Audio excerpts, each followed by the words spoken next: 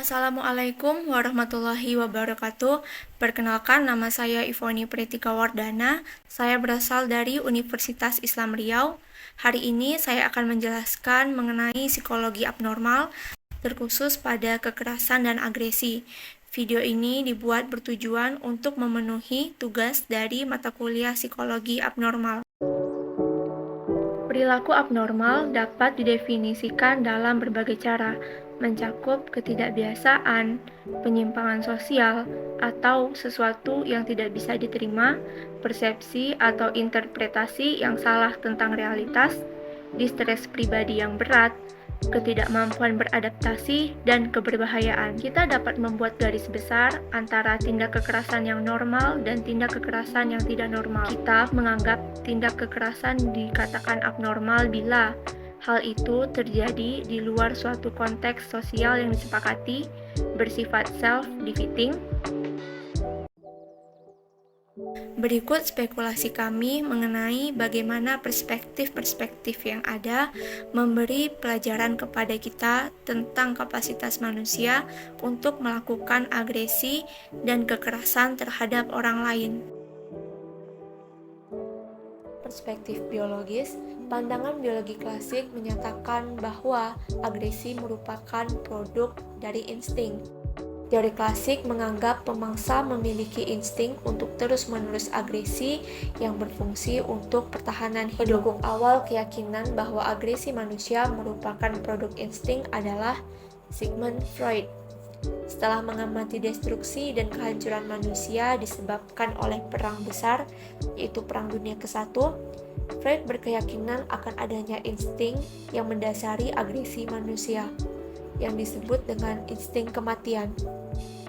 Insting kematian dasarnya memiliki fungsi yang bersifat self-destructive.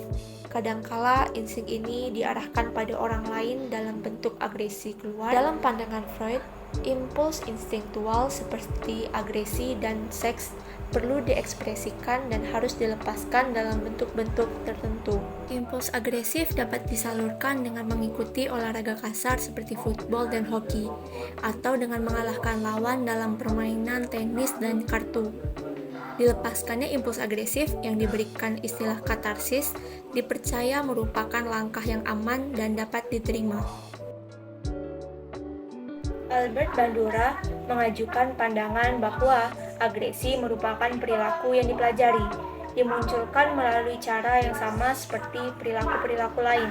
Peran dari modeling atau perilaku melihat dan meniru dan reinforcement digarisbawahi pada pembelajaran perilaku agresif. Pemaparan terhadap model-model agresi pada anak dapat dimulai dari dalam rumah, dalam bentuk menjadi saksi kekerasan antar orang tua atau menjadi korban langsung dari kekerasan fisik atau hukuman yang keras yang diberikan oleh orang tua. Ini menunjukkan bahwa anak yang agresif dan melakukan tindak kekerasan sering datang dari keluarga yang dimana orang tua atau anggota keluarga yang lain memberikan model perilaku agresif, menurut Risk Factors di tahun 2000. Kritikus sosial kognitif menolak pandangan katarsis tentang agresi.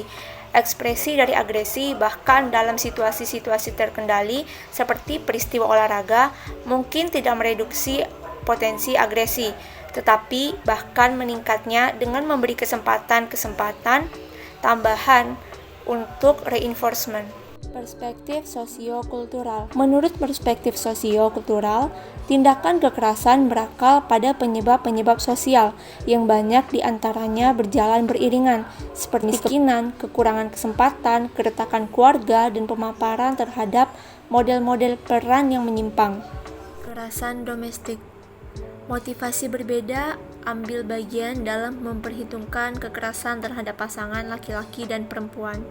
Satu dugaan bahwa laki-laki cenderung menyerang, sementara perempuan cenderung bereaksi. Artinya, kekerasan laki-laki terhadap perempuan mungkin lahir dari faktor-faktor yang mengancam posisi tradisional sebagai pihak yang dominan dalam hubungan, seperti pengangguran dan penyalahgunaan obat. Kekerasan yang dilakukan perempuan mungkin timbul dari stres menghadapi pasangan yang melakukan kekerasan, menurut Magnol dan kawan-kawan di tahun 1997. Feldman di tahun 1997 Magnol dan kawan-kawan di tahun 1998 menyatakan karakteristik-karakteristik lain yang berhubungan dengan peningkatan risiko penganiayaan mencakup usia muda, penghasilan pekerjaan dan status pendidikan rendah, tingkat stres yang tinggi, efek kekerasan domestik. Selain risiko luka fisik, kekerasan domestik juga mengakibatkan gangguan stres pasca trauma atau post-traumatic stress disorder atau PTSD dan efek-efek psikologis lainnya, terutama depresi dan harga diri rendah. Menurut Karkardi di tahun 1995. Hai, selamat datang di Universitas Islam Riau. Universitas Islam Riau merupakan salah satu universitas swasta unggul yang ada di Kota Pekanbaru, yang berlokasi di Jalan Kaharudin Nasution, Simpang 3, Kecamatan Bukit Raya. Universitas ini memiliki 10 fakultas, satu di antaranya Fakultas Psikologi. Di Fakultas Psikologi memiliki fasilitas-fasilitas yang memadai untuk menunjang kegiatan akademik, seperti perpustakaan, ruang praktikum, ruang laboratorium, coffee room, labor statistik, labor psikodiagnostik, labor eksperimen, aula, dan pandopo.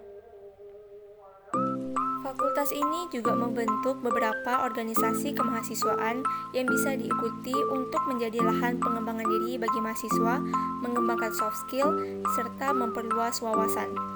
Organisasi yang sudah dibentuk saat ini ada BEM, FSI Al-Quran, dan Mapedalhi. Ayo bergabung dengan psikologi keluarga kita.